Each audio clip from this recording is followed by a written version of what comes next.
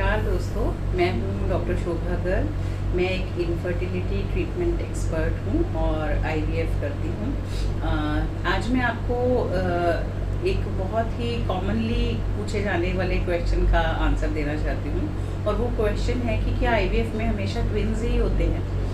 तो ऐसा नहीं है कि आईवीएफ में हमेशा ट्विन्स ही होते हैं। हाँ, ये कह सकते हैं कि आईवीएफ में ट्विन प्रेगनेंसी के होने के चांसेस नॉर्मल से कहीं अधिक होते हैं। उसका क्या कारण है?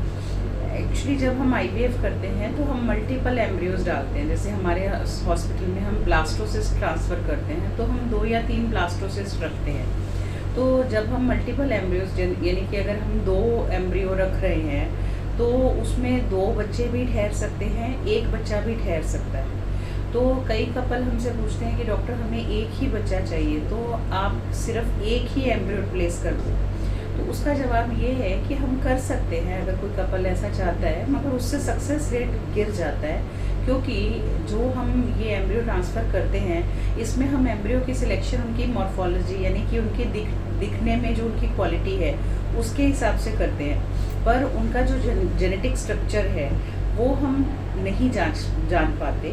तो कोई एम्ब्रियोज देखने में अच्छे हो सकते हैं मगर उनके अंदर का जेनेटिक स्ट्रक्चर गड़बड़ भी हो सकता है। तो इसलिए हम 2-3 एम्ब्रियोज इसलिए ट्रांसफ़र करते हैं ताकि अगर कोई एम्ब्रियो उनमें से एबनॉर्मल जेनेटिक स्ट्रक्चर का हो और वो ना इम्प्लांट हो, तो दूसरा जो नॉर्मल वाला हो वो इम्प्लांट हो जाए। क्योंकि अगर हम 3 एम्ब्रियो डालते हैं सपोज, तो 3 में से 1 एम्ब्रियो नॉर्मल होने के चांसेस होते हैं।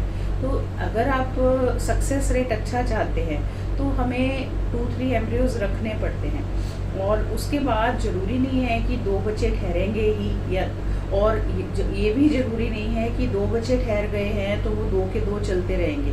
बहुत बार ऐसा होता है कि 9-10 वीक्स तक आते आते एक बच्चा जो है वो अपने आप रुक जाता है कुदरत की तरफ से, और एक बच्चा चलता रहता है। और फिर भी अगर किसी की मल्टीपल प्रेगनेंसी कैरी ऑन हो जाती है, 10 वीक्स तक भी अपने आप रिडक्शन नहीं होती है, तो फिर हम उसमें आर्टिफिशियली एक बच्चे को रोक सकते हैं।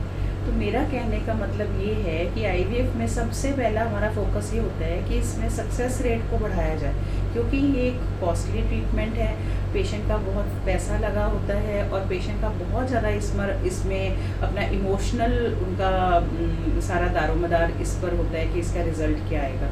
तो जैसे रिज़ल्ट नेगेटिव आता है तो पेशेंट के ऊपर बहुत ज़्यादा एक मुश्किल स्थिति आ जाती है। तो पहली चीज़ ये होती है कि रिज़ल्ट अच्छा आए, सक्सेस रेट अच्छा आए। उसके बाद ज़रूरी नहीं है कि 2 बच्चे ही होंगे, फिर कोई ज़रूरी नहीं है कि 2 ही बच्चे चलेंगे, और फिर भी ऐसी नौबत आ जाती है कि जिसमें आपको ज़्यादा बच्चे नहीं चाहिए और आपके ज़्यादा बच्चे चल जाते हैं, तो हम उसमें रिडक्शन भी कर सकते हैं, जो कि एक कम्प्लीटली सेफ प्रोसीजर है। तो उम्मीद करती हूँ कि आपके इस क्वेश्चन का आंसर आपको मिल गया होगा कि आईवीएफ में ट्विन्स के चांसेस ज़्यादा क्यों होते हैं, क्योंकि हम मल्टीपल एम्ब्रियोज रखते हैं। और मल्टीपल एम्ब्रियोज क्यों रखते हैं उसका कारण भी मैंने बता दिया है। और इसमें हमेशा ही ट्विन्स हों ऐसा कोई चांस नहीं है। बहुत बार इनफैक्ट हमारे हॉस्पिटल में 60% लोगों के सिंगल प्रेगनेंसी होती है, 30-40 के जरूर ट्विन्स होते हैं। ऐसे नहीं है कि ट्विन्स नहीं होते, ट्विन्स का चांसेस ज़्यादा रहता है। पर हम पेशेंट से पूछते हैं कि उनको कितने बच्चे अल्टीमेटली कंटिन्यू करने हैं। अगर कोई कपल एक ही बच्चा रखना चाहता है, या सपोज 3 बच्चे इम्प्लांट हो गए और वो 2 रखना चाहते हैं, तो ऐसी फैसिलिटी भी हमारे हॉस्पिटल में अवेलेबल है विदाउट एनी एक्स्ट्रा रिस्क। उसमें कोई रिस्क नहीं होता है। आशा करती हूँ कि ये जानकारी आपको अच्छी लगी होगी। अगर अच्छी लगी है तो हमारे चैनल को ज़रूर सब्सक्राइब कीजिए, हमारे वीडियो को लाइक कीजिए, और हमारे वीडियोज़ को शेयर कीजिए उन लोगों तक जिन लोगों को इन वीडियोज़ की ज़रूरत है। और हम आपके आगे फिर उपस्थित होंगे एक नए वीडियो के साथ। तब तक के लिए